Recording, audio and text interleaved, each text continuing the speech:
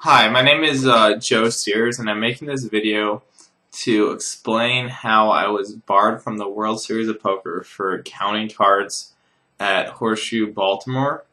There was an article released in the Baltimore Sun this past Sunday that covered the issue but omitted many of the important facts and actually fabricated a quote from me.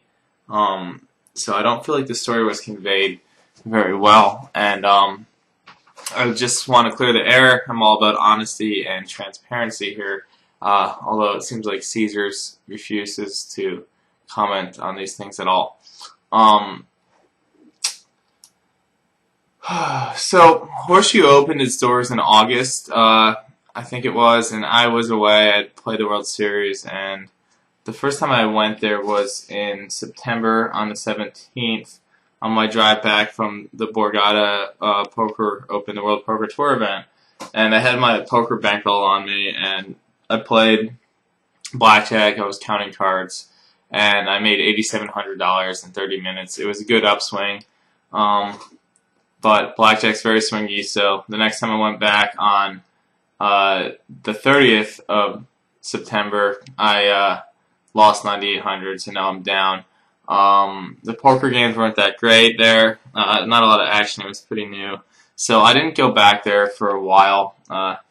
But the offers started rolling in since I guess I bet a lot and lost a lot. And they were sending me $475 match plays, which I had never gotten before in my life. And I was home for the holidays in December, so I decided to use them.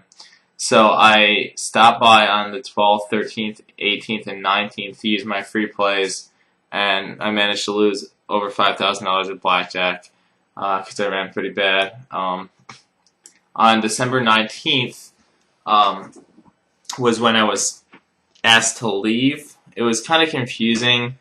I had moved from as soon as I got there, I could kind of tell when I was playing blackjack that they were like watching like way too carefully, and like I wasn't going to be able to play. So I just kind of went to roulette to use my match play, and then I was approached by this woman who told me I had to leave and I couldn't play, and I, inquired why, and they just like wouldn't give me a reason. She said, "Private property, we don't want your business," and they kept repeating that line a lot. She seemed like nervous and like not good at her job, and she was replaced by this guy named Hong. Came down in a suit, and he was actually a pretty nice guy, and he said he didn't know why the order came from upstairs, but I had to leave, and I explained how I was a poker player and I needed to be there to play the events. He said, give me your phone number and email, and we'll get back to you on what happened. So I did that, and I never heard back. So I came back on the 27th, and this is like the incident I really want to talk about because it wasn't covered well in the Sun, and this is what got me barred from Caesars Properties as far as I know. I returned to Horseshoe to play a poker tournament because I heard they had a pretty good deep stack event on Saturdays, and I bought in, and I was late, so like I was on an alternate list, and I had time to kill, so of course I go to blackjack, and I played for about 10 minutes. Like it was pretty swingy, but I ended up $550, and they were pretty nice there. Like they acted like there was no problem at all. So I went to poker back to the room, and I registered. I like got my seat. My alternate seat was up, and I sat down, and I had been playing for like about an hour and a half and doing pretty well. I think I started with 20,000 chips, and I had it up to 38,000. When like out of nowhere, these three guys in suits come up to me like really aggressively, and they tell me I have to leave right now, like really like aggressive manner. And I was just like, hold on, like I got shifts that I paid to get in here. Like I've been playing this poker tournament. What did I do? And he's just like takes the chips and he's like, these are my chips now. Like lifts them up, and I was like, well, I'm not leaving without a refund. At least like I paid to play here. And the guy's like, you're not getting a refund, and you have to leave right now, or we're calling the police and giving you a criminal trespassing violation. And I was just kind of like, okay, call the police. Like you're stealing from me.